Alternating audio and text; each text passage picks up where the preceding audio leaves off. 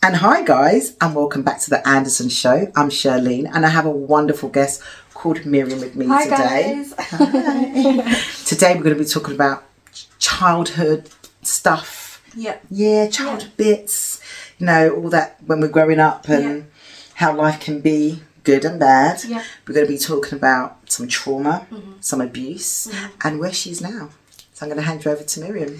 Hi guys. So thank you so much, Thank Charlene, you for for having coming. me. I really do appreciate this opportunity. So guys, my name is Miriam. I'm 34 years old. I'm Egyptian, but I don't look it.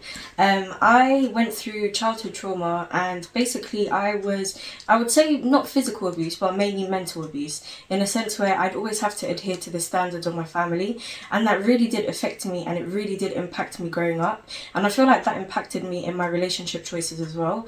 But I've developed the mindset now, thanks to God, that basically you can go through situations in life, but it's down to you to change that, and it's down to you to actually heal yourself, better yourself, and even maybe inspire other people to get out of what you've been through. Absolutely. So let's go back a bit when you talked about, obviously, and a lot of us will know, like, different cultures have different way and different beliefs of implementing rules, structure, morals. Some, like the Westernized, is a bit more low key, a bit more relaxed. Some, and I'm from a Jamaican background, so very tough, very different.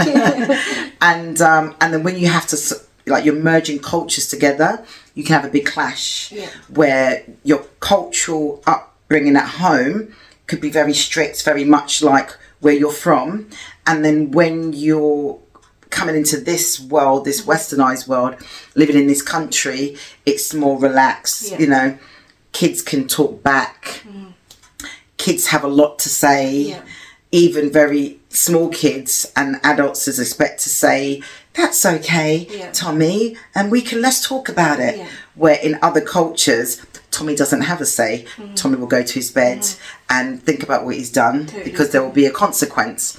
So, you know, that being said, you know, how was it for you growing up? You know, maybe give me an example of something that, you know, you kind of went through that wasn't very particularly good for you. So for example, let's say like the dating world when I was younger, I wasn't allowed to date. I was told that you basically grow up, you get married, somebody chooses somebody for you, and that was the way that it's supposed to be.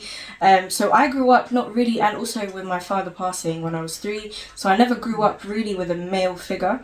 So the male figures that were in my life, like my uncles and all that stuff, they were very tough people, and I feel like that got me thinking that, okay, so in order for me to gain love, I need to literally give everything, because something in the culture and something in my own family life that I've experienced is love shouldn't be gained. Do you know what I mean? Like, love should be a way, it should come naturally. Like, Absolutely. You shouldn't have to work hard to feel loved.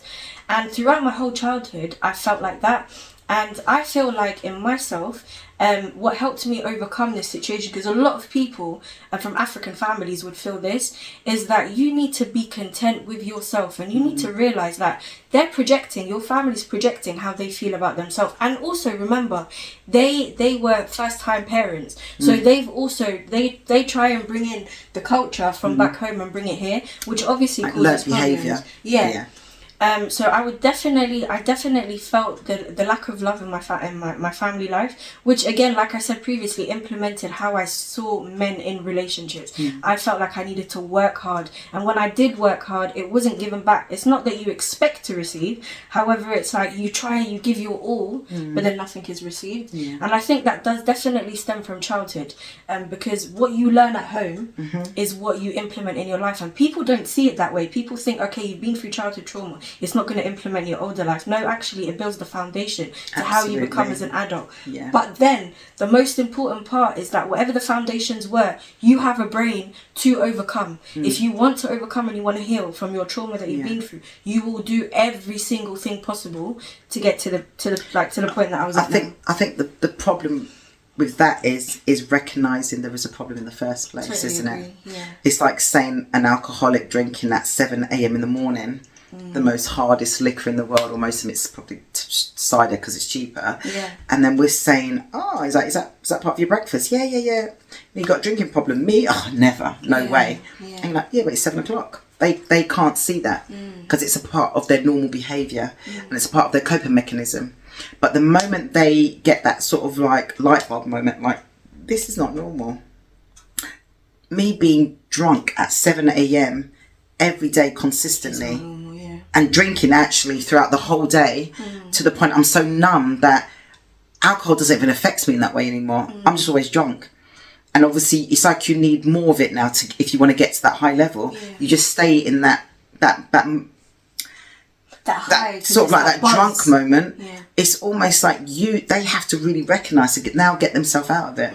And that's when the real work, the journey starts. So when you were raised in sort of like an environment where, you know, I don't know, you may not have been loved I feel or like, told you were loved. There was never any hugs in my family. Like, there was never hugs. There was never love. It was always, I'd always receive love when I did something. Like, I have to always do something. And I feel like it shouldn't be that way. You shouldn't have to go out of your way fully. As a child as well, like, as a 7-year-old, 8-year-old, I don't even know at that time what love means, but it made me feel growing up that if I don't give my 100%, and then I'm never going to see anything back. Like, I'm never going to see love return back to me. So it impacted you in a way where you thought, I have to. It's a bit like a reward system, isn't it? It's literally a reward system. Yeah, so I do something for you, I get something back. I don't do something, I won't get something and then back. You get punished. Then you get, where love is not like that. It's unconditional.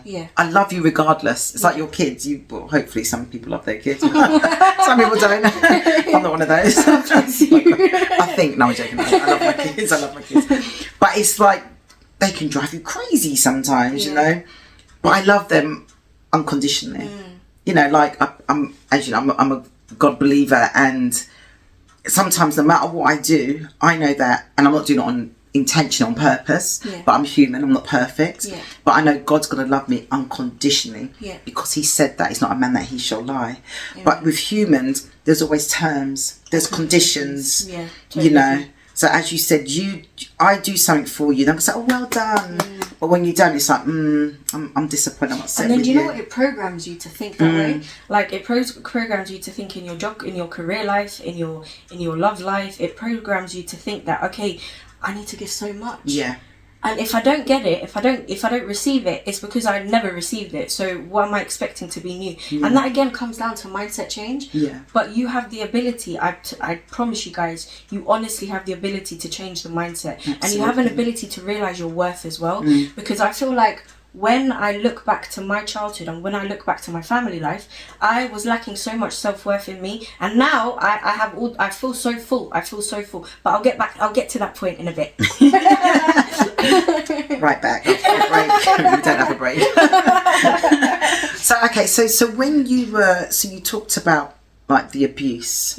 So you've obviously coming from an Egyptian background, that kind of culture similar to, like, you know, the African, even the Caribbean culture, very strict, hard parents, because some of our parents were raised like that. They didn't know any different. You know, the normal discipline was to beat your child. The normal discipline that if you went to bed hungry, that's normal because you were rude. So I'm going to punish you. So I'm going to take away things that, you know, that not only you need, because you don't need the TV on, but things like food, you need food. But that's a punishment. So you're going to go to bed and feel hungry. I know what it feels like because you've done something wrong. I'm going to punish you. I'm going to beat you. You're going to go to bed crying and I don't know, wounded. And I'm not going to say I'm sorry. I'm not going to say I love you, because you're going to feel the consequences. And sometimes the actions, you might have just broken something by accident because you're a child playing. But then it conditions you now to become traumatized, and that will condition you as you get older. And that's how certain narcissists are born like that. I agree. You know, and certain vulnerable, you know, when we get into adulthood, we then start to attract what we believe we are. You know, you're no good, you'll know this, you know that. A guy comes, a woman comes and tells you these things, and it's normal. It's normal for you because you're used to it. You've grown up and thinking that, oh, this is normal behaviour, so it feels good, but it shouldn't because it's wrong. But you don't know any different. So what happened with you with the abuse? So basically, my mum was the type. My mum's. My dad died when I was 3 years old, and she struggled a lot. Like, I was a very quiet child. When I tell you a quiet child, like, you would never know I'm crying in the corner. But my mum didn't physically abuse me. My mum mentally abused me, and she doesn't see it in that way. Like, she doesn't see that mental abuse can be actually the same as physical abuse. I mean, I have been hit a few times, but for me, what stuck by me most is the mental abuse. Which is worse? Which is worse. Because it scars the brain that you use to think and function every day more than a wound will heal. Yeah. This takes time. It Like, really for does, example- and understanding. Like, for example, let's say, like, now I'm 34 years old, I'm not married, no kids, there's something wrong with me. There must be an issue wrong with me. In her mind, This is your mum saying this? This is my mum saying Wow. this. Also, my mum's mindset where, okay, so obviously a lot of children have grown up depending on themselves financially. There's so many times in my life where I never had a job.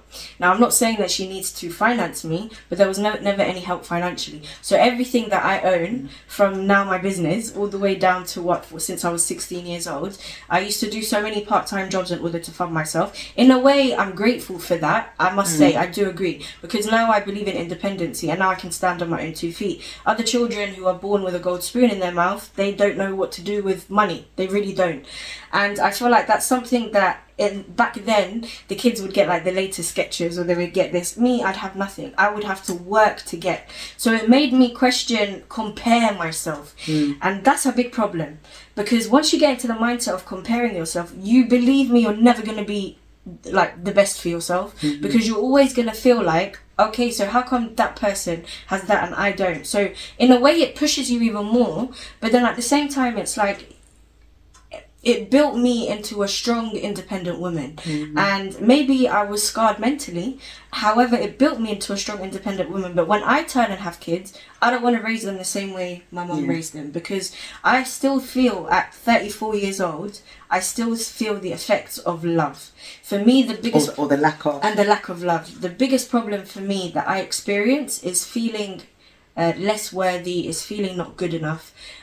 Is feeling like if somebody says something, I automatically want to cry, but then I want to front myself. So I don't want to look weak. And actually, what I've realised over the years is crying is not a form of weakness. Crying is actually a form of strength. And therapeutic. And therapeutic as well. Out. Like, I remember God gave me another life. I'm not going to go into details. And I'm grateful God gave me that second life, because if what I had planned had happened, I wouldn't be right now representing the CEO of a business. So I'm telling you guys, there's so many people that have suicidal thoughts in their minds. Trust me, as somebody who's experienced it and who has gone through it, I'll never forget in the therapy room when I was in the A&E, but the therapist said to me, life is so precious, and that stuck to me. And my second life is where I said to myself, I want to inspire and I want to help so many people going through something that I went through, because I am no longer that weak girl. I'm no longer that woman that cares about what people think. I'm no longer caring about your opinion. Your opinion is yours, and now it's about me. Like, you finally, like Charlene said, you finally get a light bulb moment, and you're like, listen, yeah, crap has happened to me before, but I'm who I am now because of it. And I've developed the strength and the character that I have now because of what I've been through. Yeah. And the thing is, you were never weak. You were never weak. This is unfortunately the narcissistic, the gaslighting perpetrators that want to make you feel how they feel, or how they felt when they were growing up and someone was telling them you're no good, all the disbelief and things about how you will never be good enough and you'll never cope, and then because they had that happen to me, that happened to them, they haven't healed from it. So what they're going to do is project it onto you and make you feel crap, make you feel like that, and then you feel like, I'm not good enough, I feel rejected, I feel abandoned, I feel all these things, and none of it is true. And it's what you tell yourself. And the thing is, if you tell yourself that, you're going to believe that, then it will become your truth, but it's not true. And the problem is that we carry on life until adulthood, and then a lot of us then project it onto our children. And it's just this cycle until you say, I need to stop. I need to stop this cycle, because you know what? My identity is not in the person. It is in our parents, in terms of they're the ones who raised us. but we then form our own identity from our purpose from God and who we are and what we got to do. And a lot of us don't know our identity. They don't know, maybe their background, where they're from, where we're going to. They don't know who we are, our own character. We become the things that naysayers has told us. Then that forms our identity. Oh, you're overweight. Look at you. And then all of a sudden you're suffering with body dysmorphia. Yeah. Do I look big in this? Am I fat? Oh my God. Let me cover up. And oh my God, what do you think of me? And it's all the mental abuse that you're getting. Now they're going around in your head. Someone will say, oh, you're not even articulate. You don't even sound good. And the thing is, this is where the devil is a liar. He's always going to get you with the gifts that God has given you. Amen. So you've got a voice, and somebody said, oh, I don't like your voice. Amen. Oh, I don't like how you sound. Oh, what you're saying doesn't make sense. Because the gift is in the voice. You are intelligent. Or, I don't know, you might just have a look about you there. You might do fashion and be influencing people to do well. And all of a sudden, oh, you're not really pretty. You're not very attractive. Oh, I don't like your hair. So that thing that, that horrible, I will say, is it a thing? The words, it's like wickedness, isn't it? When people always want to put you down, you then start to believe these things. And actually, it's in that very thing is where your purpose is where your gift is. So sometimes think about it. Whatever someone's putting you down in, think about, is that where your gift is? Is that where God wants to elevate you from? But the devil has to get you and push you down and down and down. Well, I don't know, you just get a random job anywhere. And actually, you should be doing the teaching. You should be doing the singing. You should be doing the acting. You should be doing the community work and helping, or even if it's volunteering. Yeah. Feeding the homeless, but you're told that you're not really good with people. Oh, maybe you should work in the back office. No. That reminds me of work. Oh, okay. Where I was working. Well, you could tell me. No, you should be in the front office, actually, or out there helping people. So remember that. So how are you, just to kind of close that story, how are you with your mum? So me and my mum don't really, I live with her, but we don't really have a relationship. She's about 76 years old now, and she just wants to see me married. That's her main priority. So that people don't talk about her and how she's raised me. Oh, it's all about her. It's all about her. So it's all about the society. It's all about, so her whole life she's always thought in her mind about what people are going to say. Not how your daughter feels or how she is. No, it's all about what people are going to say. So we don't really have a relationship. And actually, when I started my business, which we will talk about, she said to me one thing, and it really stuck to me, but I don't listen to her anymore. She said to me the only time, because she's never been proud of my career choices, she said to me the only time that I'll be proud is if I see your products in Harrods. Oh. Everything that I've done, none of that is adhering to her. So for me, it's kind of yes, I live with her because I currently can't afford to move out. Even with a business, it is you put so much money into it, it all goes in. But yeah, so we don't really, I love my mum. Of course I love my mum. She's put a roof on my head. I'm totally grateful for that because I wouldn't be able to put a roof over my head on my own. However, the mental side of things are what I'm still learning to not accept anymore, and learning to pour into myself so that when a man comes along, or when even friendships as well, I don't end up being the repeat cycle of my mum. Yeah. Because they say you learn from the home. Absolutely. But I'm the complete opposite to my mum. And that isn't because of the fact that me and her don't have a relationship. That's because I made the choice to not be my mum's twin. Yeah. Yeah. I've made a choice not to be my mum's twin. Yeah, I don't want to be her twin. No way. That's not the nice twin. Yeah, no, it's not the nice twin. No way.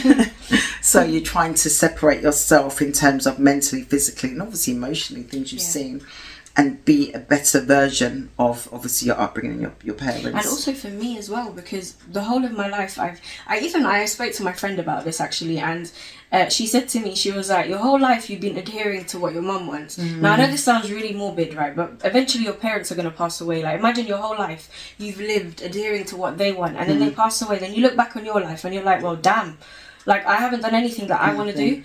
So it's sort of all about, you're an adult now, so you can make your own choices. And if they don't like the choices, then, they have to live with it, unfortunately, yeah. Because, and even that, as you said, that it's as you said, if some parents might die when they're 100 years old. So Yeah. could you imagine, you're then maybe nearly 60 And done nothing. and done nothing, and then when they die, you're like, oh, what is my identity? Who am I? Nothing. What do I do now? And not in a bad way, not saying, you know, you can't be 60s and 70s and still start life. Of course you can. But I'm just saying all that time when you were younger, where you were more, you know, a bit more energetic and stuff, you had all that time to build, you're now starting to build at 60, 70. Yeah. When you think to yourself, wow, I had all that time, but I was living in my mother and father's shadow. Yeah. You know, not knowing who I am and what I wanted. So yeah, make a point of that, guys, to know, you know, who you are, and not just your parents as well. Even as you said, partners and friends, we can do the same thing because of trauma. Yeah. So Sorry, just to cut you. go ahead. You know the bit about where Charlene said about friends as well. Friends is so important to evaluate your circle, guys, because when I was at my weakest, you've probably experienced this as well, but when I was at my weakest, I had a whole load of a circle that were really supportive. Now the fact that I'm starting to elevate myself mentally, spiritually, emotionally, physically, we're getting there, and financially, she will be in Howard soon, don't we? We put that out there. Bless you. Things have changed. Like, my circle has become so small because they remember the traumatized Miriam. Do you know what I mean? They never seem to. They remember the girl that cried in the corner, the girl that used to be walked on. And the moment you start to have a personality and discover who yourself, those friends in that circle will either try to bring you down or they'll cut you off. So the best thing to do is that you want people to be on your same wavelength. Nobody's perfect, like Charlene said. Nobody's perfect in life. However, when there's competition between friends, they don't deserve to be involved in that, in the whole competition, because there should be no competition. You should want to see, just like a partner, you should want to see each other elevate. You should want to see each other grow. You should want to see each other be the best that you can possibly be happy for each other. Yeah, and I totally believe that, you know, if people can't see you as growth, and if they are at the same position that they are 5 years ago, then you need to start eliminating. And it's only you that can eliminate, because you might have love for this friendship, but if it's not good for your soul, what's the point in keeping it? Yeah, absolutely. And I always say, what God has for you is for you and will never pass you by. Totally agree. And I think people, because they see their neighbours with a new car, with a new partner, you know, buy new furniture and stuff, and they look at their situation and think, well, I don't have that. Why can't I have that? The Bible says, don't covet. Don't want what your neighbour's got. Don't be jealous of and then want to take. God will give to you in your time when you're ready, because sometimes you may not be ready to receive that big house or the big car or the big job. You might get more money in and spend more and actually end up in more debt. And God wouldn't want to see that. You know, he wants to see his children flourish and grow and be joyful and happy and to worship him. And I think it's, as you said, get with friends that's got the same mindset as you. I'm a Christian, so for me, when I'm going through something, I can call my friend and the first thing they say is, I'm going to pray for you. Yeah, and then we'll talk about, you know, maybe scriptures in the Bibles where, you know, certain servants and Jesus' disciples and, you know, God's chosen people were there lifting each other up and things that they went through and how they struggled. But then if I had someone that was maybe of the world, but you still can be off the world and still be good. But in terms of, they might say, come out with me for a drink. Let's go for a party. Let's go. And that's not what I need. That's not feeding my spirit or my soul. Yeah. So you need to have like-minded. And if you are, you know, want to party, that's not a problem. But you have to remember, that's not going to really solve an issue. Yeah, it's just going to numb it. It's just going to numb it for that moment. It feels good. And then what happens after that? Yeah. And like you said, you're going to have to, would you say eliminate? Eliminate, literally. You're like, you know, Dragon's Den, you literally got fired. I was like, okay, I've never eliminated anybody, but I might do from today. Thank you. You're most welcome, love. Thank you for that. You're getting eliminated. But it's true. And as you said, you make the decision. You make the choice. I agree. Because only you can say, actually, you did something to me. I'm going to address it first as a friend. You didn't hear me, you didn't respect me. Yeah. You did it again and again and again. And then, would you say eliminate? Eliminate. You know, block and delete them. Is it alt, control and delete? Whatever. Alt, control, delete, yeah. And that's only you can make that decision. I agree. Do you know what also, you know what it's like? It's like if you want to lose weight and you go to McDonald's every single day, right? And somebody's telling you lose weight or you want to lose weight for yourself. Only you can make yourself lose weight. Yeah. That's another, that also goes down to the mentality of if you want something, you're going to do it. If you want to heal, you're going to heal. If you want to overcome, you're going to overcome. It will be a long journey, because healing is such a long journey. Like, even till today, I don't feel like I'm healed fully. I feel like I'm still learning more about myself. It's a journey, it's a process. Yeah, like the more you start to develop a personality, the more you start to figure out yourself. And you know what as well, guys? I know this sounds really crazy, a bit off topic, but isolation is actually the biggest blessing. Like, I've said this in my previous talks that I've had. The pain that I went through, and guys, you should really, really take this in. The pain that I went through and the rejection that I got in my life has been the best blessing. Blessing, absolutely. I honestly, when I look back at every God's single direction, person, isn't it? literally, like every single person that's rejected me, every single job, well, my previous job, which we'll discuss later, the rejection that happened to me was the biggest blessing. And I'll talk more about it. I keep saying I'm going to talk more about that, isn't it? Say, yeah, maybe that's for another video.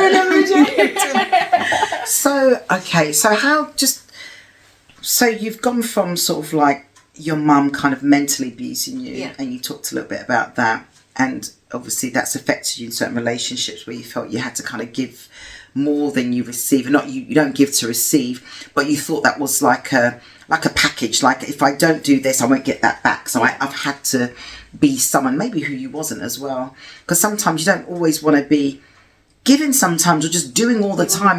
You get tired and burnt out, but you feel if I don't, then I'm not going to be loved, I'm not going to receive what I want, and that's really bad to how to condition a child to be. So how did you kind of heal from where you were before? So I was in a relationship. I'm not going to talk in details. I was in a relationship with somebody, and at that point I was at my lowest. I was very vulnerable. I lacked self-love. I lacked knowing who I was as a person. This person did say to me 2 words, and he said to me, you're so innocent and naive. And that stuck to me, because it's like, wait, hold on, why do you think I'm so innocent and naive? And what I realized is I was really actually naive. If he said a small word, I would jump up to it. I would leech onto it, and that stems back to as well. Can you give an example, like of a word? So he said he would be like, I love you, or he would be like, you're my world, and all that stuff. And for me, I just thought, my mum never said that. He's saying that, I'm gonna hold on to him. Yeah. So it wasn't about love. It was him. He saw in me the vulnerable side, and he preyed on that. Obviously, not all men are that, because I know a lot of you guys are probably gonna be like, yeah, but not all men are like that. No, there's good men. There's good men out there. I totally agree. But in my situation, it was the vulnerability in me that he caught onto. So I leached onto it, because I wanted love so bad. And any word that he would say, if he would want me to finance him, if he would want me to help him, if he want me to buy him food, believe me, guys, I've done all that stuff. And then he left me for somebody else, and then he's like living his life now. So obviously, good luck for him. I don't wish any evil on anybody. But at the same time, this experience taught me so much about myself now. And it made me realize that, you know what? Again, I was a part to blame as well, because I listened to what my mom said about me, and I just loved him. I think he's the only person that I genuinely can say that I loved in my life. And it's hard now, because he's moved on a long time ago. But you know what? I'm so grateful for him, and he's probably going to see this, but I'm genuinely so grateful for him, because if it wasn't for him, I wouldn't believe in myself. I wouldn't know that I'm enough, because he never used to make me feel enough, even when I gave him the world. And I would never have developed the strength to carry on in this life. I would have wanted life to end at that moment, but God again gave me another life. And so I'm always grateful to everybody that's hurt me. Everyone's that hurt me has played a huge part in my development, and I take it as a positive. Don't ever take hurt as a negative, because it's not. If you use that pain and turn it into wisdom, believe me, you're going to be so grateful, and you're going to want to cherish every moment of pain, because now you have a personality, and now you can stand on your own 2 feet. And can I just say, where we sometimes blame ourselves, like it was my fault, it's not your fault.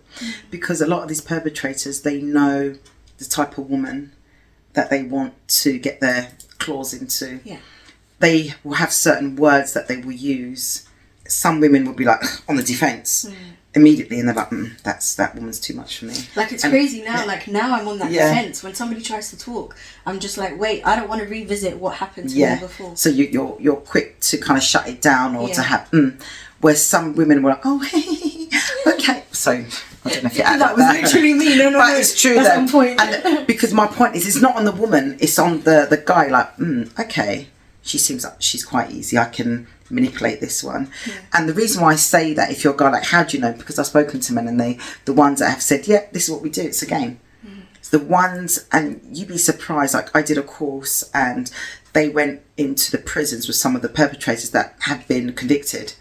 And obviously some of them got 10, 12 years if it was really severely abuse that led to hospital, and even some women losing their lives. You know, some of them's got a lot longer, 20 plus years, so they've got nothing to lose, to be honest. And they will say to you, it's a game.